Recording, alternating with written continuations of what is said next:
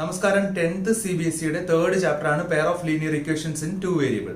So അപ്പൊ അതിൽ തന്നെ ഗ്രാഫിക്കൽ സൊല്യൂഷൻസ് ഓൾറെഡി നമ്മൾ പാർട്ട് 7 അപ്ലോഡ് ചെയ്തിട്ടുണ്ട് അതിന്റെ ക്ലാസ്. അപ്പൊ ആ ക്ലാസ് കാണാത്ത ആരെങ്കിലും ഉണ്ടെങ്കിൽ അത് കണ്ടതിന് ശേഷം മാത്രമേ ഇത് കാണാൻ പാടുള്ളൂ. അപ്പൊ ഞാൻ അതിന്റെ ലിങ്ക് ഡിസ്ക്രിപ്ഷൻ ബോക്സിൽ ഇട്ടിട്ടുണ്ട്. അപ്പോൾ ഒന്നുകൂടി പറയുവാണ്, പെയർ ഓഫ് ലീനിയർ ഇക്വേഷൻസിന്റെ ടൈപ്പ് ഓഫ് സൊല്യൂഷൻസിൽ ഒരെണ്ണമാണ് ഗ്രാഫിക്കൽ സൊല്യൂഷൻ. അപ്പൊ ഞാൻ ഈ ഇങ്ങനെ ഒരു ക്ലാസ് ചെയ്യുന്നതിന്റെ മെയിൻ കാരണം എന്ന് പറഞ്ഞാൽ നമ്മൾ already graphical solution, substitution, elimination, cross multiplication എല്ലാം നമ്മൾ ക്ലാസ് ആയിട്ട് ഇട്ട് കഴിഞ്ഞു. അതിനുശേഷം ടെസ്റ്റ് പേപ്പർ കണ്ടക്ട് ചെയ്തപ്പോഴത്തേക്ക് സബ്സ്റ്റിറ്റ്യൂഷൻ, എലിമിനേഷൻ, ക്രോസ് മൾട്ടിപ്ലിക്കേഷൻ ഒക്കെ മിക്ക കുട്ടികളും നല്ല രീതിയിൽ അറ്റൻഡ് ചെയ്തിട്ടുണ്ട്. ഗ്രാഫിക്കൽ സൊല്യൂഷൻ നല്ല രീതിയിൽ അറ്റൻഡ് ചെയ്തിട്ടില്ല. അപ്പൊ അതിൽ നിന്ന് മനസ്സിലായത് ഒന്നുകിൽ ഈ കോർഡിനേറ്റ് ജോമെട്രി, അതായത് 9th പഠിച്ചിട്ടുള്ള ഒരു ചാപ്റ്റർ ആണ് കോർഡിനേറ്റ് ജോമെട്രി. അപ്പൊ അതിന്റെ കണ്ടന്റ്സ് ഒന്നുകിൽ ബേസിക്സ് ഇല്ല എന്നുള്ളത്, അതല്ലെന്നുണ്ടെങ്കിൽ ഈ ടൈപ്പ് ക്വസ്റ്റ്യൻസ് മനസ്സിലായിട്ടില്ല എന്നുള്ളതാണ്. അപ്പൊ നമ്മൾ ഈ വീഡിയോയിൽ ഉൾക്കൊള്ളിക്കുന്നത് ടെക്സ്റ്റിലെ എക്സസൈസ് അല്ല. ടെക്സ്റ്റിലെ എക്സസൈസ് എല്ലാം തന്നെ നമ്മൾ പാർട്ട് 7 അപ്ലോഡ് ചെയ്തിട്ടുണ്ട്. അപ്പൊ അത് കാണുക, ഡിസ്ക്രിപ്ഷൻ ബോക്സിൽ അത് ഇട്ടിട്ടുണ്ട്. ഓക്കെ, അപ്പൊ ഇനി ഈ ക്ലാസ്സിൽ എന്താ ചെയ്യുന്നതെന്ന് ഞാൻ പറയാം. ഈ ക്ലാസ്സിൽ ശരിക്കും നമ്മൾ ഗ്രാഫിക്കൽ സൊല്യൂഷന്റെ കുറച്ച് എക്സ്ട്രാ ക്വസ്റ്റ്യൻസ് ആണ്, ക്വസ്റ്റ്യൻ ബാങ്കിൽ നിന്ന് എടുത്തിട്ടുള്ള കുറച്ച് എക്സ്ട്രാ ക്വസ്റ്റ്യൻസ് ആണ് നമ്മൾ ചെയ്യാൻ പോകുന്നത്. അപ്പോൾ ഈ ക്വസ്റ്റ്യൻസ് ചെയ്യുന്നതിന് മുമ്പ് ഒരു കാര്യം മനസ്സിലാക്കണം. ടെക്സ്റ്റിലെ ക്വസ്റ്റ്യൻസ് എല്ലാം നല്ല രീതിയിൽ പഠിച്ചു വെച്ചിരിക്കുന്ന ഒരാൾക്ക് ഈ ക്വസ്റ്റ്യൻസ് എളുപ്പമായിരിക്കും. പക്ഷെ എന്താണ് അപ്പോൾ എക്സ്ട്രാ ക്വസ്റ്റ്യൻസ് ചെയ്യുന്നതുകൊണ്ട് അഡ്വാൻറ്റേജ്, അല്ലെങ്കിൽ എന്താണ് എക്സ്ട്രാ ക്വസ്റ്റ്യൻസിൽ ഉള്ളത് എന്ന് ചോദിച്ചു കഴിഞ്ഞാൽ, നമ്മൾ ടെക്സ്റ്റിൽ പഠിച്ചിരിക്കുന്ന കാര്യം തന്നെ ആയിരിക്കും എക്സ്ട്രാ ക്വസ്റ്റ്യൻസിൽ ചോദിക്കുന്നത്. കൂടാതെ 1-2 പോയിന്റ്സ് കൂടെ അഡീഷണൽ ചോദിക്കും. ആ 2 പോയിന്റ്സ് നമുക്ക് മനസ്സിലാകാത്തത് കൊണ്ടായിരിക്കും നമുക്ക് ആൻസർ ചെയ്യാൻ പറ്റാത്തത്. മനസ്സിലാകാത്ത എന്താണെന്ന് ചോദിച്ചു കഴിഞ്ഞാൽ, ഇങ്ങനെയുള്ള എക്സ്ട്രാ ക്വസ്റ്റ്യൻസ് നേരത്തെ കണ്ടൊരു പരിചയം ഇല്ലാത്തത് കൊണ്ടായിരിക്കാം അത് അറ്റൻഡ് ചെയ്യാൻ പറ്റാത്തത്. അല്ലാതെ എക്സ്ട്രാ ക്വസ്റ്റ്യൻസിൽ വളരെ വലിയൊരു ടോപ്പിക് ഒന്നും ആയിരിക്കത്തില്ല വരുന്നത്. ചെറിയ ചെറിയ ആഡഡ് പോയിന്റ്സ് ഉണ്ടാവും. അപ്പൊ അങ്ങനെ വരുന്ന ആ പോയിന്റ്സ് എന്തൊക്കെയാണെന്ന് ഒരു പ്രാവശ്യമെങ്കിലും ചെയ്ത് നോക്കിയിട്ടുള്ള ഒരാൾക്ക് എല്ലാ എക്സ്ട്രാ ക്വസ്റ്റ്യൻസും അറ്റൻഡ് ചെയ്യാൻ പറ്റും. അപ്പൊ ഈ ഗ്രാഫിക്കൽ സൊല്യൂഷന്റെ എക്സ്ട്രാ ക്വസ്റ്റ്യൻസ് ഞാൻ ചെയ്യുമ്പോൾ ആദ്യമായിട്ട് 9th 10th എല്ലാം വളരെ ബേസിക് ആയിട്ടുള്ള കുറച്ച് ടെക്നിക്സ് ഞാനിവിടെ പറഞ്ഞുതരാം, അല്ലെങ്കിൽ വളരെ ബേസ് ആയിട്ടുള്ള കുറച്ച് കാര്യങ്ങൾ ഞാനിവിടെ പറഞ്ഞുതരാം. അതിനുശേഷം നമ്മൾ ഓരോ ക്വസ്റ്റ്യനിൽ പോകുമ്പോൾ ആ ക്വസ്റ്റ്യന് ആവശ്യമായിട്ടുള്ള കൺസെപ്റ്റ് എന്താണെന്ന് ഞാനിവിടെ വിവരിക്കുന്നുണ്ട്. അപ്പോൾ ഓരോ ക്വസ്റ്റ്യനും വളരെ വ്യക്തമായിട്ട് തന്നെ വാച്ച് ചെയ്യുക, അതിനുശേഷം നോട്ട്സ് എഴുതിയെടുക്കുക. അപ്പൊ നമ്മളിത് ഓൾറെഡി അസൈൻമെന്റ് കൊടുത്തിട്ടുണ്ട് ഈ ക്വസ്റ്റ്യൻസ്. അപ്പൊ കുട്ടികളെല്ലാം തന്നെ സൊല്യൂഷൻസ് ഉള്ളവർ അത് നോക്കി ഇന്ന് കോപ്പി ചെയ്ത് വെച്ചേക്കും. അവർക്ക് ശരിക്കും എന്താണ് ഇതിന്റെ കൺസെപ്റ്റ് എന്നൊന്നും അറിയത്തില്ല. നമുക്ക് സബ്മിറ്റ് ചെയ്യാം. എനിക്ക് സബ്മിറ്റ് ചെയ്യാനായിട്ട് വളരെ പെട്ടെന്ന് തന്നെ എല്ലാം സോൾവ് ചെയ്ത് അതേ കണക്ക് കോപ്പി ചെയ്ത് വെച്ചിട്ടുണ്ട്. അപ്പൊ എനിക്ക് കുറെ ആൾക്കാർ മെസ്സേജ് അയച്ചിട്ടുണ്ട്, ഈ ടൈപ്പ് മനസ്സിലായില്ല സാർ, ഇതൊന്ന് സോൾവ് ചെയ്യാവുന്നു. അപ്പൊ അതിന്റെ അടിസ്ഥാനത്തിലാണ് നമ്മൾ ഇത്രയും ക്വസ്റ്റ്യൻസ് സോൾവ് ചെയ്യാൻ പോകുന്നത്. അപ്പൊ ഇത് ലെങ്തി ആയിട്ടുള്ള ഒരു വീഡിയോ ആയിരിക്കും, അതുകൊണ്ട് ഇത് ഫുൾ ആയിട്ടിരുന്ന് വാച്ച് ചെയ്യുക. അപ്പൊ ഇത്രയും ക്വസ്റ്റ്യൻസ് നമ്മൾ നല്ല രീതിയിൽ പഠിച്ചു കഴിഞ്ഞാൽ നിങ്ങൾക്ക് മനസ്സിലാവും എക്സ്ട്രാ ക്വസ്റ്റ്യൻസ് എല്ലാം ഇങ്ങനെയൊക്കെ വരാൻ ചാൻസ് ഉള്ളൂ. അപ്പൊ നിങ്ങൾക്ക് നല്ലൊരു കോൺഫിഡൻസ് കിട്ടും, ഇനി നമുക്ക് എക്സ്ട്രാ ക്വസ്റ്റ്യൻസ് ഒക്കെ ചെയ്യാം. അപ്പം ഈ ഗ്രാഫിക്കൽ സൊല്യൂഷന്റെ എക്സ്ട്രാ ക്വസ്റ്റ്യൻ മാത്രം ചെയ്തുകൊണ്ട് നിർത്തരുത്, ബാക്കിയുള്ള പാർട്ടുകളും ഇത് കണക്ക് ചെയ്തു തുടങ്ങണം. അപ്പൊ ഞാൻ ഒന്നുകൂടെ വളരെ ഇമ്പോർട്ടന്റ് ആയിട്ട് പറയുവാണ്, CBSE ടെക്സ്റ്റ് ബുക്കിലുള്ള ക്വസ്റ്റ്യൻസ് ചെയ്യുന്നത് കൂടാതെ തന്നെ എക്സ്ട്രാ ക്വസ്റ്റ്യൻസ് എടുത്ത് ചെയ്യുക. അപ്പം നമ്മൾ പഠിച്ച ആ കണ്ടന്റ് തന്നെയാണ് അതിനകത്തുള്ളത്, പക്ഷെ 1-2 പോയിന്റ്സും കൂടി ആഡ് ചെയ്ത് വരും. ആ പോയിന്റ്സ് എന്താണെന്ന് ഒന്നുകിൽ സ്വന്തമായിട്ട് മനസ്സിലാക്കുക, അല്ലെന്നുണ്ടെങ്കിൽ ഫാക്കൽറ്റീസിനടുത്ത് ചോദിച്ചത് എന്താണെന്ന് മനസ്സിലാക്കുക. ഇത് ഞാൻ ചെയ്യുന്ന ക്വസ്റ്റ്യൻസിൽ ഇനിയും ഡൗട്ടുള്ള ആൾക്കാർക്ക് ധൈര്യമായിട്ട് എന്നോട് ചോദിക്കാം. ഞാനിപ്പോൾ ഇവിടെ ചെയ്യാൻ പോകുന്ന എക്സ്ട്രാ ക്വസ്റ്റ്യൻസ് നല്ല രീതിയിൽ, ഈ എൻ്റെ വീഡിയോ നല്ല രീതിയിൽ കണ്ടതിന് ശേഷം അത് എത്രത്തോളം നിങ്ങൾക്ക് മനസ്സിലായിരുന്നു, അല്ലെങ്കിൽ എത്രത്തോളം യൂസ്ഫുൾ ആയിരുന്നു ഈ വീഡിയോ എന്നുള്ള കമന്റ്സ് നിങ്ങൾ തീർച്ചയായിട്ടും ഓരോ സ്റ്റുഡൻസും എനിക്ക് മെസ്സേജ് ആയിട്ട് അയച്ചു തരണം. ടെക്സ്റ്റിലെ ക്വസ്റ്റ്യൻസ് എല്ലാം നമ്മൾ പാർട്ട് 7 അപ്ലോഡ് ചെയ്തിട്ടുണ്ട്. ആ പാർട്ട് 7 കാണുക. അതിനുശേഷം ഇത് കണ്ടു കഴിഞ്ഞാൽ 1 by 1 ആയിട്ട് നിങ്ങൾ ചെയ്ത് നോക്കണം. ഇപ്പൊ ഞാൻ ചെയ്യുന്ന ഓരോ ക്വസ്റ്റ്യൻസും നിങ്ങൾ നോട്ട്സിൽ എഴുതിയെടുത്തതിന് ശേഷം ഒന്നുകൂടി ചെയ്തതിന് ശേഷം മാത്രമേ അടുത്ത പാർട്ട് കാണാവൂ. അല്ലാതെ ഞാനിപ്പോ ഈ എൻ്റെ വീഡിയോയിലുള്ള ഫുൾ നോട്ട്സും കൂടി ഒരുമിച്ചിരുന്ന് ഡയറക്റ്റ് എഴുതാനായിട്ട് ശ്രമിക്കരുത്. ഓരോ ക്വസ്റ്റ്യൻസ് തീരുന്നതനുസരിച്ച് അത് ചെയ്ത് വീഡിയോ പോസ് ചെയ്തിട്ട് നോട്ട് ചെയ്യുക, അങ്ങനെ ചെയ്ത് പോവുക. ഈ 2 സെക്ഷന് ശേഷം, അതായത് പാർട്ട് 7 ഇപ്പൊ ഞാൻ അപ്ലോഡ് ചെയ്യുന്ന ഈ സെക്ഷനും കൂടി കണ്ടതിന് ശേഷം എന്നിട്ടും ഗ്രാഫിക്കൽ സൊല്യൂഷനിൽ ഒരു ഐഡിയ നിങ്ങൾക്ക് കിട്ടുന്നില്ലെങ്കിൽ അതിന്റെ മെയിൻ റീസൺ 9th നിങ്ങൾ കോർഡിനേറ്റ് ജോമെട്രി എന്ന ചാപ്റ്റർ നന്നായിട്ട് നോക്കിയിട്ടില്ല എന്നുള്ളതായിരിക്കും. എനിവേ എന്ത് തന്നെ ആയാലും അതിന്റെ ഫീഡ്ബാക്ക് കറക്റ്റ് ആയിട്ട് തന്നെ മെസ്സേജ് വഴി അറിയിക്കുക, അല്ലെങ്കിൽ എന്നെ വിളിച്ച് അറിയിക്കുക. ഓക്കെ, അപ്പൊ ആദ്യമായിട്ട് നമ്മൾ ക്വസ്റ്റ്യൻസിലേക്ക് പോകുന്നതിന് മുന്നേ ഗ്രാഫിക്കൽ സൊല്യൂഷൻ ചെയ്യാൻ ആവശ്യമുള്ള ഗ്രാഫ് വരയ്ക്കുമ്പോൾ എന്തൊക്കെയാണ് അതിനകത്ത് നമുക്ക് അടയാളപ്പെടുന്നത്, എന്തൊക്കെ ഇൻഫർമേഷൻസ് അതിനകത്ത് ഉണ്ട് എന്നുള്ള കുറച്ച് കാര്യങ്ങൾ ഞാൻ നിങ്ങളെ പരിചയപ്പെടുത്താം. ഓക്കെ, ഇതൊക്കെ നമ്മൾ ഓൾറെഡി പഠിച്ചതാണ്. അപ്പൊ ഈ ക്ലാസ് നന്നായിട്ട് വൃത്തിയായിട്ട് ഒബ്സർവ് ചെയ്യുക. നമുക്ക് x axis, y axis. Okay, അപ്പൊ നമ്മൾ ഇപ്പൊ ഇവിടെ 1 2 3 എന്ന് കൊടുത്തു. ഓക്കെ, ഇപ്പൊ എക്സ് ഇസ് ഈക്വൽ ടു 2 എന്ന് പറയുന്ന ഒരു line, x is equal to 2 എന്ന് പറയുന്ന ലൈൻ വരയ്ക്കുന്നത് എങ്ങനെയായിരിക്കും? അത് വൈ ആക്സിസിന് പാരലൽ ആയിരിക്കും. ഓക്കെ, ഇത് എന്തിന് പാരലൽ ആയിരിക്കും? Parallel to y axis. അത് നമ്മൾ 9th പഠിച്ചിട്ടുള്ളതാണ്. എങ്ങനെയാണ്? X is equal to a അല്ലെങ്കിൽ എക്സ് ഇസ് ഈക്വൽ ടു 2, അതായത് എക്സിന്റെ എന്തെങ്കിലും ഒരു വാല്യൂ ഇൻഡിജേഴ്സ്, അതെല്ലാം എന്തുമായിരിക്കും? വൈ ആക്സിസിന് എന്തായിരിക്കും? പാരലൽ ആയിരിക്കും. Okay, x is equal to 2 എന്ന് പറഞ്ഞാല് വളരെ ശ്രദ്ധിക്കണം, വൈ ആക്സിസിന് പാരലൽ. എക്സ് എവിടെ 2 ആവുന്നത്? ഇവിടെ. അത് ഇങ്ങനെയായിരിക്കും ആ സ്ട്രൈറ്റ് ലൈൻ വരുന്നത്, എക്സ് ഇസ് ഈക്വൽ ടു 2. അപ്പൊ ഇതിൽ ഒരു കാര്യം കൂടെ ഇമ്പോർട്ടന്റ് ആയിട്ട് മനസ്സിലാക്കണം, വൈയുടെ ഏത് വാല്യൂ വന്നാലും എക്സ് 2 ആണ്. അതാണ് എക്സ് ഇസ് ഈക്വൽ ടു 2. മനസ്സിലായോ? അപ്പൊ എക്സ് ഇസ് ഈക്വൽ ടു 2 വൈക്ക് എന്തുകൊണ്ട് പാരലൽ ആയെന്ന് ചോദിച്ചാല് എക്സ് വൈയുടെ ഏത് വാല്യൂ എടുത്താലും എക്സിന് എന്താണ്? 2. ഇപ്പൊ നോക്കേ, വൈക്ക് ഞാൻ 1 കൊടുത്തു, അപ്പോഴും എന്താണ്? എക്സ് 2 ആണ്. വൈക്ക് ഞാൻ 2 കൊടുത്തു, അപ്പോഴും എക്സ് എന്താണ്? 2 ആണ്. വൈക്ക് -1 കൊടുത്തു, അപ്പോഴും എക്സ് എന്താണ്? 2 ആണ്. ഓക്കെ, ക്ലിയർ ആയല്ലോ? സോ നോക്കേ, ഈ ഇതിങ്ങനെ ജോയിൻ ചെയ്താൽ എന്താണ്? എക്സ് എന്താണ്? 2 ആണ്. അപ്പൊ എക്സ് ഇസ് ഈക്വൽ ടു 2 എപ്പോഴും എന്തിന് പാരലൽ ആയിരിക്കും? വൈ ആക്സിസിന് പാരലൽ ആയിരിക്കും. വൈയുടെ ഏത് വാല്യൂവിനും എക്സിന്റെ വാല്യൂ എന്തായിരിക്കും? 2 ആയിരിക്കും. ഇന്നത്തെ മിക്ക ക്വസ്റ്റ്യനിലും എക്സ് ഇസ് ഈക്വൽ ടു 2 എന്നൊക്കെ പറഞ്ഞിട്ട് ലൈൻസ് ഒക്കെ വരയ്ക്കാനൊക്കെ അവർ പറഞ്ഞിട്ടുണ്ട്. അപ്പൊ അത് വരയ്ക്കുമ്പോൾ ശ്രദ്ധിക്കണം, എക്സ് ഇസ് ഈക്വൽ ടു 2 ആണെങ്കിൽ വൈ ആക്സിസിന് പാരലൽ ആയിരിക്കും. അടുത്ത നോക്കേ, ഇതുപോലെ തന്നെ നമുക്ക് ഒരെണ്ണം കൂടെ നോക്കാം.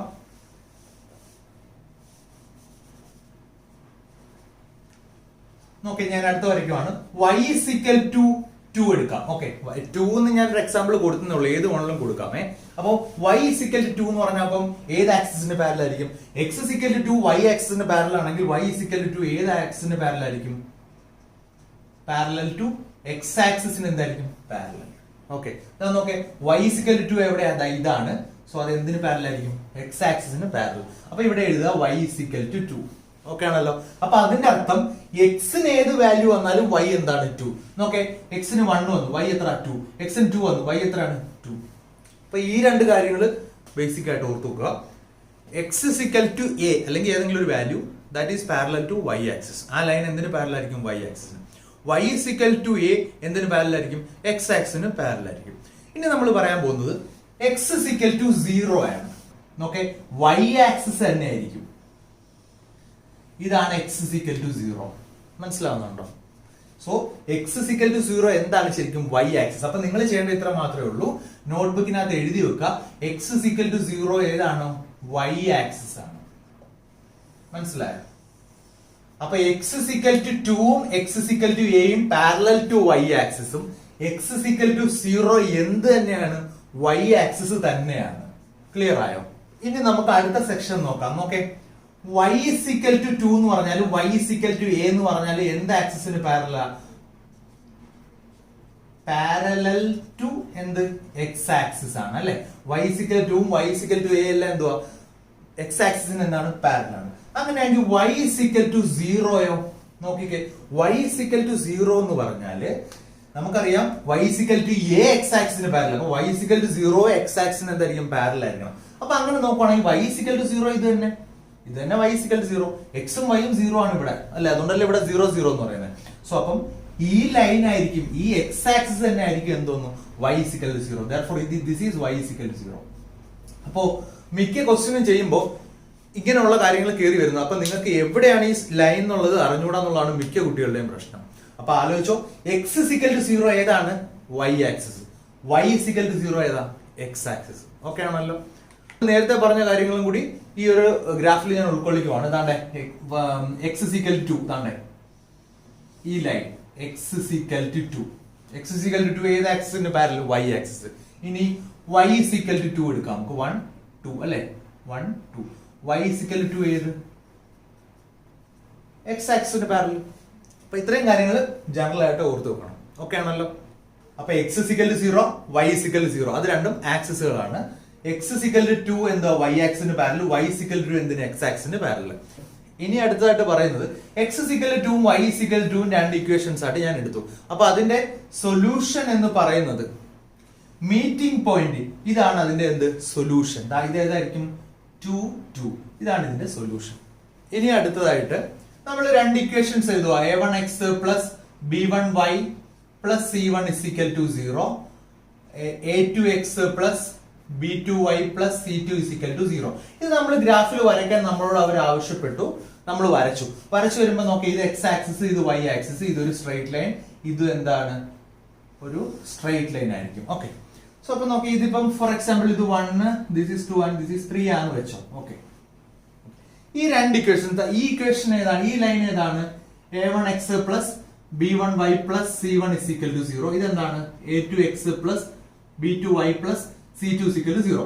രണ്ട് ഇക്വേഷൻസിന്റെ ഗ്രാഫ് ഞാൻ വരച്ചു, സ്ട്രേറ്റ് ലൈൻസും വരച്ചു, ആ ഇക്വേഷൻസും അടയാളപ്പെടുത്തി വെച്ചു.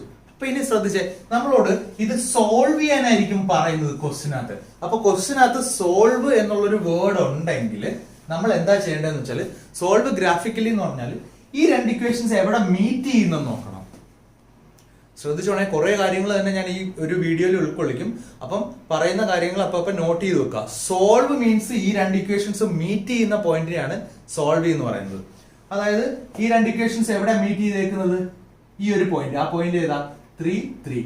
ദാറ്റ് മീൻസ് നമുക്ക് എന്ത് പറയാം, x is equal to 3, y is equal to 3 is the solution എന്ന് പറയാം.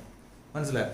അതായത് രണ്ട് ഇക്വേഷൻസ് തന്നു, അത് നമ്മൾ ഗ്രാഫിക്കലി വരച്ചു കഴിഞ്ഞാൽ അതിന്റെ സോൾവ് അല്ലെങ്കിൽ ഫൈൻഡ് ദ സൊല്യൂഷൻ എന്നൊക്കെ പറഞ്ഞു കഴിഞ്ഞാൽ ആ ഇക്വേഷൻസ് എവിടെയാണ് മീറ്റ് ചെയ്യുന്നത്, ആ മീറ്റ് ചെയ്യുന്ന പോയിന്റ് കോർഡിനേറ്റ്സ് എഴുതിരുന്നതാണ് സൊല്യൂഷൻ എന്ന് പറയുന്നത്. ഓക്കെ ആണല്ലോ?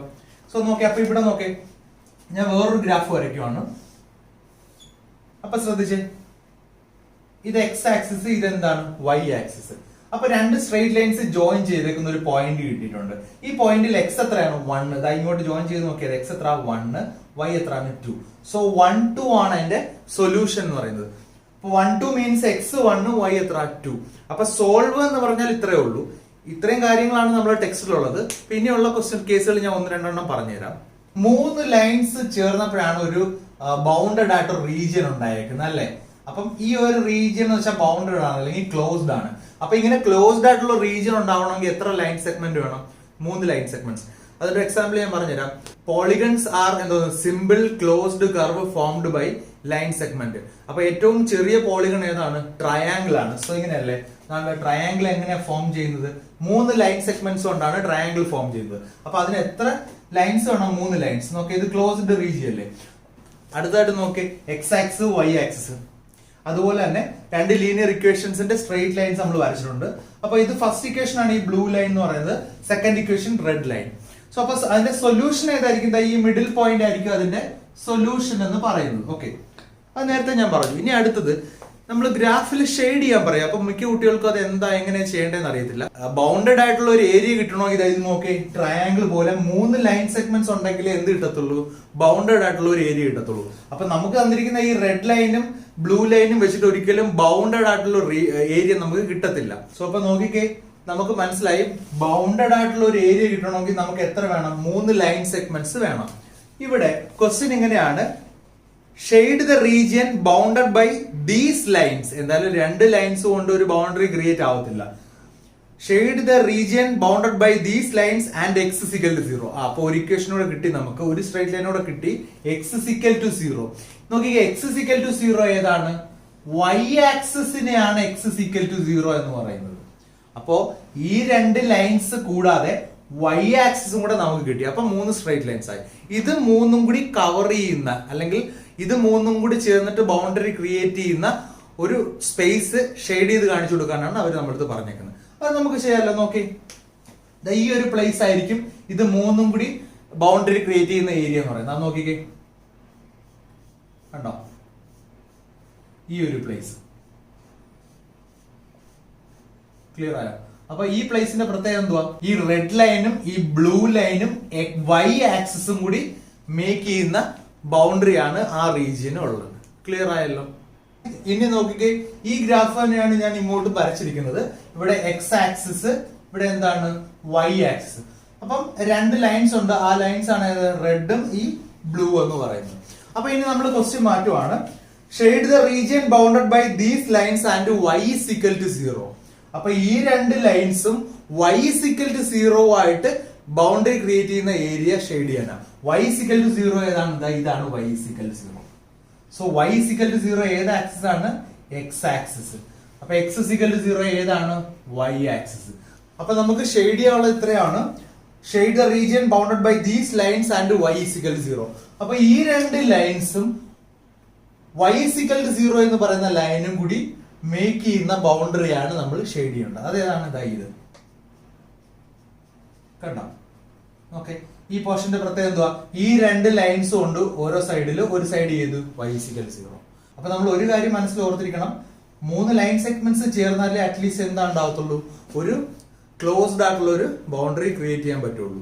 സോ അപ്പൊ നോക്കിക്കേ, ഈ രണ്ട് ലൈൻസും y ഈക്വൽ 0 എന്ന് പറയുന്ന ലൈനും കൂടി മേക്ക് ചെയ്യുന്ന ബൗണ്ടറി ആണ്, അകത്തുള്ള പോർഷൻ ആണ് ഞാൻ എന്ത് ചെയ്തേക്കുന്നത്, ഷെയ്ഡ് ചെയ്തേക്കുന്നത്. ഓക്കെ ആണല്ലോ. അസൈൻമെന്റ് ആയിട്ട് തന്നിട്ടുള്ള എല്ലാ ക്വസ്റ്റ്യൻസിനകത്തും ഇങ്ങനെയുള്ള ഓരോരോ പാർട്സ് കയറി വരുന്നുണ്ട്. സോ അപ്പൊ നിങ്ങൾ ഇത് എത്രത്തോളം മനസ്സിലാക്കിയിട്ടാണ് ഇതൊക്കെ ചെയ്തേക്കുന്നത് എനിക്ക് അറിയത്തില്ല, ബിക്കോസ് അതിനകത്തെല്ലാം സൊല്യൂഷൻസും കൂടി ഞാൻ പ്രൊവൈഡ് ചെയ്തിട്ടുണ്ടായിരുന്നു. അപ്പൊ അത് മനസ്സിലാക്കാത്തവർ നല്ല രീതിയിൽ ഇത് ഈ വീഡിയോ കണ്ടതിന് ശേഷം എവിടെയെങ്കിലും നോട്ട് ചെയ്തിടുക, അല്ലെങ്കിൽ 2-3 പ്രാവശ്യം ചെയ്ത് നോക്കുക. അടുത്തായിട്ട് പറയാനുള്ളത്, ചില ക്വസ്റ്റ്യൻസിൽ ഇത്രയും ചെയ്തതിന് ശേഷം ഈ ഷെയ്ഡ് ചെയ്ത പോർഷന്റെ ഏരിയ കണ്ടുപിടിക്കാനായിട്ട് പറഞ്ഞിട്ടുണ്ട്. ഷെയ്ഡ് ചെയ്ത പോർഷൻ ശരിക്കും എന്താണ്, ട്രയാങ്കിൾ ഷേപ്പാ. ട്രയാങ്കിളിന്റെ ഏരിയ കണ്ടുപിടിക്കാനുള്ള ഇക്വേഷൻ നമുക്കറിയാം, ½ BH. അപ്പൊ അത് എങ്ങനെയാണ് എടുക്കുന്നതെന്ന് ഞാൻ ഈ ക്വസ്റ്റ്യൻ ജസ്റ്റ് ഒന്ന് എക്സ്പ്ലെയിൻ ചെയ്യാം. അപ്പൊ നമ്മൾ ചെയ്യേണ്ടത്രേ ഉള്ളൂ. ഇപ്പൊ ഇവിടെ ഇപ്പം 0 ആയിരിക്കും അല്ലെ, ഇവിടെ 1, ഇവിടെ 2, ഇവിടെ 3, ഇവിടെ 4 ആണെന്നിരിക്കട്ടെ. ഓക്കെ, ഇങ്ങോട്ട് 1 -1 ആണ്. അപ്പൊ ഇത് നമ്മൾ നോക്കേണ്ട ആവശ്യമില്ല. -1 + 1 എന്നുള്ളത് നോക്കണ്ട, എത്ര യൂണിറ്റ്സ് ഉണ്ടെന്ന് നോക്കണം. 1, 2, 3, 4 ആൻഡ് 5. അപ്പൊ ബേസ് എത്ര നമുക്കറിയാം, ട്രയാങ്കിൾ ഏരിയ ഈക്വൽ ടു എത്രയാണ്, ½ into base into height. So ½ into ഇതിന്റെ ബേസ് ഇതായിട്ട് എടുക്കുക ഞാൻ. ഓക്കെ, അപ്പൊ എത്രയാണ് ബേസ്, 1, 2, 3, 4 ആൻഡ് 5. ഹൈറ്റ് എന്ന് പറഞ്ഞാല് ബേസിൽ നിന്ന് ഓപ്പോസിറ്റ് വെർട്ടെക്സിൽ നിന്നും ബേസിലേക്കുള്ള പെർപെൻഡിക്കുലർ ഡിസ്റ്റൻസ് ആണ് ഹൈറ്റ് എന്ന് പറയുന്നത്. അപ്പൊ നമ്മുടെ ഈ ഡിസ്റ്റൻസ് ആയിരിക്കും ഇതിന്റെ ഹൈറ്റ് എന്ന് പറയുന്നത്. ഈ ഡിസ്റ്റൻസ് നമുക്ക് ഇവിടുന്ന് അളന്ന് എഴുതാം. ഇവിടെ ഇപ്പൊ ഫോർ എക്സാമ്പിൾ 1, ഇവിടെ 2 ആന്ന് വെച്ചോ. അപ്പം ഇങ്ങോട്ട് എത്ര ഡിസ്റ്റൻസ് ഉണ്ടെന്നുള്ളത് ഈ ഒരു വേർട്ടെക്സിന്റെ ഡിസ്റ്റൻസ് നമ്മൾ എടുക്കണം. അത് 1, 2 ഡിസ്റ്റൻസിലാണ്. ഇവിടെ തൊട്ട് ഇവിടെ വരെ ഡിസ്റ്റൻസ് വെച്ചാൽ 2 ആയിരിക്കും. അപ്പൊ ആ ഡിസ്റ്റൻസ് എടുക്കുക, 2 എടുക്കുക. അപ്പൊ ഏരിയ എത്ര വരും, ഇത് രണ്ടും കട്ടായി പോവും, 5 സ്ക്വയർ യൂണിറ്റ്സ് എന്ന് വരും. നോക്കിക്കേ, ഏരിയ കണ്ടുപിടിക്കാൻ വളരെ എളുപ്പമാണ് ഗ്രാഫ് വരച്ചാല്. പക്ഷെ നമ്മൾ ഒരിക്കൽ പോലും ഇങ്ങനെയുള്ള ക്വസ്റ്റ്യൻസ് ഒന്നും കണ്ടിട്ട് പോലും ഇല്ലെങ്കിൽ ഇത് നമുക്ക് പെട്ടെന്ന് ചെയ്യാൻ പറ്റത്തില്ല. അപ്പൊ ഇത് ക്ലിയർ ആയിട്ടുണ്ടല്ലോ. അപ്പൊ ബേസിന്റെ ഡിസ്റ്റൻസ് അളന്ന് എഴുതുക, ഹൈറ്റും കൂടി അളന്ന് എഴുതുക, ഇക്വേഷൻ ഇട്ട് കൊടുക്കുക. അപ്പൊ ഈ കേസിൽ നോക്കാം. നോക്കിയേ, നമുക്ക് ഈ കേസിൽ നോക്കാം. ഇവിടെ നമ്മൾ ബേസ് ആയിട്ട് ഇത് എടുക്കുവാണെങ്കിൽ ഇപ്പൊ ഇവിടെ ഫോർ എക്സാമ്പിൾ 1, ഇവിടെ 2, ഇവിടെ 3 ആൻഡ് 4 ഉണ്ടെന്നിരിക്കുക. അപ്പൊ എത്ര ഡിസ്റ്റൻസ് വരും? അപ്പൊ ഇവിടെ ഏരിയ എത്ര, area equal to ½ BH, ½ into, ശ്രദ്ധിക്കണം 4 എഴുതി വെക്കരുത്, ബേസ് ഇവിടെ മുതലാണ് സ്റ്റാർട്ട് ചെയ്യുന്നത്. 1, 2 ആൻഡ് 3 ഉള്ളൂ, മനസ്സിലായോ? അപ്പൊ ഈ ഡിസ്റ്റൻസ് എത്ര നടന്നു നോക്കണം, 1, 2 and 3 units, ½ into 3 into. So അപ്പൊ ഹൈറ്റ് എന്ന് പറഞ്ഞാൽ ബേസ് നമ്മൾ ഏതാ എക്സ് ആക്സിലല്ലേ എടുത്തത്. സോ ഹൈറ്റ് എന്ന് പറഞ്ഞാൽ ഈ ബേസിന് ഓപ്പോസിറ്റ് ആയിട്ടുള്ള വെർട്ടെക്സ് എവിടെയാ നിൽക്കുന്നത് നോക്കാം. ഇതാണ് വെർട്ടെക്സ്, അതിന് നേരെയുള്ള എക്സ് ആക്സിലോട്ട് നോക്കിയാൽ മതി. ഇപ്പൊ ഇവിടെ എക്സാമ്പിൾ 1, ഒരു 2, ഇവിടെ ഒരു 3 ആണെന്ന് വെച്ചോ. ഓക്കെ, സോ അപ്പൊ എത്ര കിട്ടും, 9/2 സ്ക്വയർ യൂണിറ്റ്സ് ആണ്. ഞാൻ ഓരോ ക്വസ്റ്റ്യൻസ് ആയിട്ട് ചെയ്യുമ്പോഴത്തേക്ക് അതിനകത്ത് ഡീറ്റെയിൽ ആയിട്ട് പറഞ്ഞുതരാം. നോക്കിക്കേ, x+1 = 0 എന്ന് പറഞ്ഞ ഇക്വേഷൻ കിട്ടി. അപ്പൊ x = എത്രയാണ്, -1. അപ്പൊ 1-2 കുട്ടികൾ കണ്ടത് ഡൗട്ട് ചോദിച്ചതാണ്, സാറേ നമ്മളിങ്ങനെ ബോക്സ് വരയ്ക്കുമ്പോ എക്സും വൈയും വേണ്ടേ, y ഇവിടെ ഇല്ലല്ലോ, അപ്പൊ എന്താ ചെയ്യുന്നത്? അപ്പൊ ഞാൻ നേരത്തെ തന്നെ പറഞ്ഞു, x = -1 മീൻസ് x = a ആണ്. നമ്മൾ നേരത്തെ പറഞ്ഞല്ലോ. അപ്പൊ അത് ഏത് ആക്സിസിന് പാരലൽ ആയിരിക്കും, x = -1. അപ്പൊ x = -1 എവിടെയാന്ന് നോക്കാം. ഇവിടെ x = -1 അത് ഏത് ആക്സിസിന് പാരലൽ ആയിരിക്കും, y ആക്സിസിന് പാരലൽ ആയിരിക്കും. അപ്പൊ ഇതായിരിക്കും x = -1. ഓക്കെ, അപ്പൊ അതിന്റെ പ്രത്യേകത ഇത്രേ ഉള്ളൂ, x = -1. എക്സിന് yക്ക് ഏത് വാല്യൂ ഇട്ട് കൊടുത്താലും 2 കൊടുത്താലും 3 കൊടുത്താലും എക്സിന് എന്ത് തന്നെയാണ്, -1. അപ്പൊ ഇങ്ങനെ വേണമെങ്കിൽ നമുക്ക് ആ ടേബിൾ ക്രിയേറ്റ് ചെയ്യാം. ഓക്കെ, ഓക്കെ, yക്ക് ഞാൻ 1, 2 കൊടുക്കുമ്പോഴും x എത്ര, -1. yക്ക് 3 കൊടുക്കുമ്പോഴും എത്ര, x -1. ക്ലിയർ ആവുന്നുണ്ടോ? അപ്പൊ ഇതൊന്നും വരയ്ക്കണമെന്നില്ല. അപ്പൊ ഈ ഇങ്ങനെയുള്ള കേസുകൾക്ക് ഇങ്ങനെ ഒരു ബോക്സ് വരയ്ക്കണമെന്നൊന്നുമില്ല. x = -1 y ആക്സിന് പാരലൽ ആണെന്നുള്ള ഒരു ബോധം ഉണ്ടാവണം, ഇനി വരയ്ക്കുകയും വേണം, ഇത്രേ ഉള്ളൂ. ഇനി അടുത്തതായിട്ട് നമ്മൾ പഴയതുപോലെ തന്നെ 2 സ്ട്രെയിറ്റ് ലൈൻസ് വരയ്ക്കുവാണ് ഇക്വേഷൻസിന്റെ. 2 സ്ട്രെയിറ്റ് ലൈൻസ് ഞാൻ വരച്ചു. ഓക്കെ, അപ്പൊ ഇവര് ചോദിക്കുന്ന ഒരു ചോദ്യമാണ്, ഈ 2 സ്ട്രെയിറ്റ് ലൈൻസ് എക്സ് ആക്സിസുമായിട്ട് മേക്ക് ചെയ്യുന്ന ട്രയാങ്കിൾ ഏതാണ്? അപ്പൊ നമുക്കറിയാം ഈ 2 ലൈൻസ് കണ്ടേ, എക്സ് ആക്സിസുമായിട്ട് മേക്ക് ചെയ്യുന്ന ട്രയാങ്കിൾ ഇതായിരിക്കും. അതിന്റെ പേര് A, B, C. എക്സ് ആക്സിസോട്ടല്ലേ മേക്ക് ചെയ്തേക്കുന്ന ട്രയാങ്കിൾ. ഓക്കെ ആണല്ലോ. അതുപോലെ തന്നെ ഈ സെയിം ഫിഗർ ഞാൻ വീണ്ടും വരച്ചിരിക്കുന്നത്. ഈ രണ്ട് സ്ട്രൈറ്റ് ലൈൻസ് വൈ ആക്സിസുമായിട്ട് മേക്ക് ചെയ്യുന്ന ട്രയാങ്കിൾ ഏതായിരിക്കും? ഇതിന് നമ്മൾ വീണ്ടും എ എന്ന് കൊടുക്കാം. അതേ കണക്കായിട്ട് നമുക്ക് എന്ത് ചെയ്യാം? വൈ ആക്സുമായിട്ട്, അപ്പൊ ഇവിടെ ബി, ഇവിടെ എന്ത് കൊടുക്കാം? സി. അറിയാലോ. അപ്പം ഈ രണ്ട് ലൈൻസ് എക്സ് ആക്സിസുമായിട്ട് മേക്ക് ചെയ്യുന്ന ട്രയാങ്കിൾ ഏതായിരിക്കും? ഇതായിരിക്കും. ഈ രണ്ട് സ്ട്രൈറ്റ് ലൈൻസ് വൈ ആക്സുമായിട്ട് മേക്ക് ചെയ്യുന്ന ട്രയാങ്കിൾ എത്ര ആയിരിക്കും? ഇത്രയായിരിക്കും. ക്ലിയർ ആയോ? നേരത്തെ പറഞ്ഞ കാര്യം തന്നെയാണ് ഇതിനകത്ത് ഞാൻ വീണ്ടും ഒന്നുകൂടി എടുത്ത് എഴുതിയത്. ഇനി ഇതിനകത്ത് അഡീഷണൽ ആയിട്ട് എന്ത് ചോദിക്കുമെന്ന് ചോദിച്ചാല്, ഓരോ ക്വസ്റ്റ്യനിലും ചിലപ്പോ ഈ ട്രയാങ്കിളിന്റെ വേർട്ടിസസ് അടയാളപ്പെടുത്താൻ പറയും. അപ്പൊ ട്രയാങ്കിളെ എവിടാണെന്ന് അറിഞ്ഞുകൂടെങ്കിൽ പിന്നെ വേർട്ടിസസ് അടയാളപ്പെടുത്താൻ പറ്റുമോ? അപ്പൊ ആദ്യമായിട്ട് നമ്മൾ ചെയ്യേണ്ടത് രണ്ട് ലൈൻസ് പ്രോപ്പർ ആയിട്ട് വരയ്ക്കുക ഗ്രാഫിൽ. അത് തെറ്റിയാലേ പോയി. അതിനുശേഷം ആ ലൈൻസും എക്സ് ആക്സിസുമായിട്ടാണോ വൈ ആക്സിസുമായിട്ടാണോ ട്രയാങ്കിൾ മേക്ക് ചെയ്യേണ്ടതെന്ന് ചെക്ക് ചെയ്യുക. അത് വരയ്ക്കുക. എന്നിട്ട് വേർട്ടിസസ് അടയാളപ്പെടുത്തുക. വേർട്ടിസസ് എങ്ങനെ അടയാളപ്പെടുത്തുന്നത്? ഈ വേർട്ടിസസിന്റെ ഏതാണ് എക്സ് കോർഡിനേറ്റ്, ഏതാണ് വൈ കോർഡിനേറ്റ് ഏതാണെന്ന് എഴുതുക. x1, ഞാനിപ്പോ x1 y1 എന്ന് എഴുതിയുള്ളൂ. ഇവിടെ ഉണ്ട് x2 എത്ര, y2 ഇവിടെ എത്രയാ, x3 y3. അപ്പൊ ഈ പോയിന്റ്സ് നിങ്ങൾ ചെയ്യേണ്ടത്രേ ഉള്ളൂ. ഈ വെർട്ടിസസ് എഴുതണം എ ബി സി. എന്നിട്ട് എഴുതണം എ എത്രയാ, x1 y1, ബി എത്ര x2 y2, സി എത്ര x3 y3. അപ്പൊ ഇത്ര എഴുതി വെച്ചാൽ ഓക്കെ. ഇനി ഒരു പക്ഷേ ഈ ഫിഗറിലാണ് ചോദിക്കുന്നതെങ്കിലും സെയിം ഈ എയുടെ വേർട്ടിസസ് എഴുതുക x1 y1, ബിയുടെ വേർട്ടിസസ് എത്ര x2 y2, സിയുടെ വേർട്ടിസസ് x3 y3. അപ്പൊ പേര് കൊടുക്കാൻ മറക്കാതിരിക്കുക. എ ബി സി എഴുതുക, ആ വേർട്ടിസസ് ഏതാന്ന് എടുത്തെഴുതുക. അത്രയും ചെയ്താലേ അതിന് മാർക്ക് കിട്ടുള്ളൂ. ഓക്കെ, നോക്കിക്കേ, ചില ക്വസ്റ്റ്യൻസിൽ ഗ്രാഫ് ഇതാ ഇങ്ങനെ വരും. ഗ്രാഫ് കിട്ടി. അതാണ് അവർ ചോദിക്കും ഈ രണ്ട് ലൈൻസും എക്സ് ആക്സിസിൽ എവിടെയാ ടച്ച് ചെയ്യുന്നത് അതിന്റെ കോർഡിനേറ്റ്സ് എഴുതാൻ ശ്രദ്ധിക്കുക. ഇത് രണ്ടുമാണ് ലൈൻസ്. ഇത് L1 and this is L2. അപ്പൊ ഈ രണ്ട് ലൈൻസും എക്സ് ആക്സിസിൽ എവിടെ ടച്ച് ചെയ്യുന്ന ചോദിച്ചു കഴിഞ്ഞാൽ അതാണ് ഇവിടെ രണ്ടിടത്തും എ ആൻഡ് ബി. അപ്പൊ ഇതിന്റെ കോർഡിനേറ്റ്സ് മാത്രം എഴുതിയാൽ മതി. x1 y1, x2 y2. അപ്പൊ ഇങ്ങനെ മാർക്ക് ചെയ്താൽ മാത്രം പോരാ. The line L1 meet x-axis at B and the coordinates are x2 y2, and the line L2 meet x-axis at A and the coordinates are എന്തോന്ന് x1 y1. അത് നമുക്ക് തിരിച്ചും ചോദിക്കുന്നതാണ്, ഇവിടെയും ചോദിക്കും. ഇപ്പൊ ഫോർ എക്സാമ്പിൾ ഇത് രണ്ടും വീണ്ടും ലൈൻസ് ആണെന്ന് വെച്ചോ. ഈ രണ്ട് lines L1 and L2. Okay, അപ്പൊ ഇവിടെ കേസിൽ L1 L2. അപ്പൊ L1 L2 y ആക്സിസിൽ എവിടെയാ മീറ്റ് ചെയ്യുന്ന ചോദിച്ചു കഴിഞ്ഞാൽ അതാ ഈ രണ്ട് പോയിന്റ്സ് C ആൻഡ് D. അപ്പൊ നമ്മൾ പറയണം line L1 meets y axis at D and the coordinates are x1 y1. Line L2 meet y axis at C and the coordinates are x2 y2. അപ്പൊ ഇങ്ങനെയൊക്കെ പല പല രീതിയിൽ നമ്മളോട് ക്വസ്റ്റ്യൻസ് ചോദിക്കാം. ഇതെല്ലാം ബേസിക്കലി 9th കണ്ടിന്യൂഷൻ തന്നെയാണ്.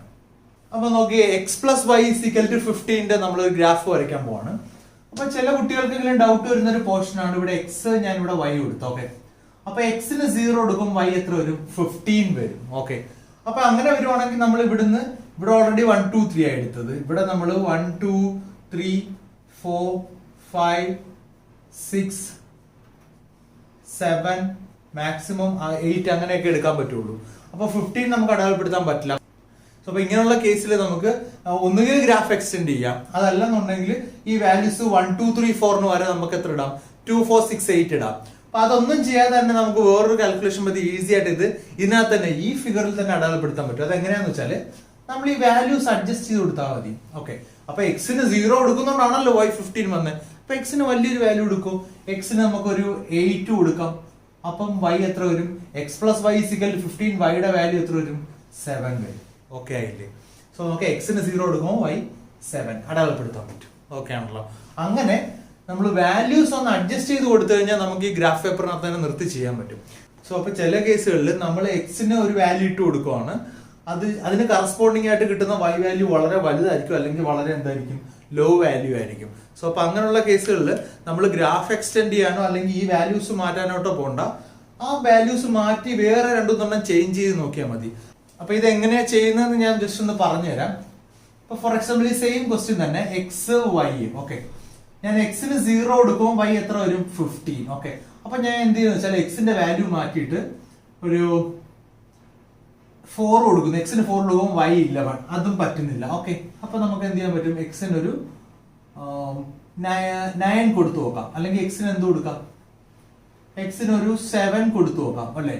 എക്സിന് 7 കൊടുക്കുമ്പോൾ y എത്ര വരും, നമുക്ക് 8 വരും. അത് ഇവിടെ നമുക്ക് അത്യാവശ്യം പോസിബിൾ ആണ്, 8 ഇട്ടുവാണെങ്കിൽ നമുക്ക് ചെയ്യാം. അങ്ങനെ നമ്മൾ ഈ കൊടുക്കുന്ന എക്സിന്റെ വാല്യൂസ് മാറ്റി മാറ്റി നോക്കിയാൽ നമുക്ക് അതിന്റെ കറസ്പോണ്ടിങ് വാല്യൂസ് കിട്ടും. അപ്പം ചെറിയ ചേഞ്ചസ് ഒക്കെ വരുത്തണം. എക്സിന് ഇപ്പൊ ചില കുട്ടികൾ പറയും, സാറേ എക്സിന് ഇവിടെ കൊടുത്ത വാല്യൂ നമുക്ക് ഭയങ്കര വലുതായിരുന്നു, അത് അടയാളപ്പെടുത്താൻ പറ്റുന്നില്ല. അങ്ങനെയൊക്കെയുള്ള കേസുകൾ വരും. അപ്പൊ ചെറിയ ചെറിയ അഡ്ജസ്റ്റ്മെന്റ്സ് വരുത്തി ഈ ഗ്രാഫ് പേപ്പറിനുള്ളിൽ തന്നെ ആ പോയിന്റ്സിനെ നമ്മൾ മാർക്ക് ചെയ്യാനായിട്ട് പഠിക്കണം. ഓക്കെ, സോ ഇത്രയും കാര്യങ്ങളാണ് നമ്മൾ ഇനി അങ്ങോട്ട് ചെയ്യാൻ പോകുന്ന എക്സ്ട്രാ ക്വസ്റ്റ്യൻസിന് വേണ്ടിയിട്ട് അറിയാനുള്ളത്. സോ അപ്പൊ ഇത്രയും നിങ്ങൾക്ക് മനസ്സിലായി എന്ന് വിശ്വസിക്കുന്നു. അങ്ങനെ ഉണ്ടെന്നുണ്ടെങ്കിൽ ഒന്നുകിൽ ഇവിടം വരെയുള്ള പാർട്ട് ഒന്നുകൂടി ഈ വീഡിയോ കാണുകയോ അതല്ലെന്നുണ്ടെങ്കിൽ നിങ്ങൾ എഴുതി വെച്ചിരുന്ന നോട്ട്സ് ഒന്നുകൂടെ റീഡ് ചെയ്തതിന് ശേഷം അടുത്ത ക്വസ്റ്റ്യൻസിലേക്ക് കടക്കുക. ഓക്കെ, ഇനി എന്തെങ്കിലും കേസുകൾ ഇതിനൊക്കെയുള്ള ബേസിക്സ് വിട്ടുപോയിട്ടുണ്ടെന്നുണ്ടെങ്കിൽ അത് ആ പ്രോബ്ലം ചെയ്യുന്ന സമയത്ത് ഞാൻ എന്ത് ചെയ്യാം, എക്സ്പ്ലെയിൻ ചെയ്യാം.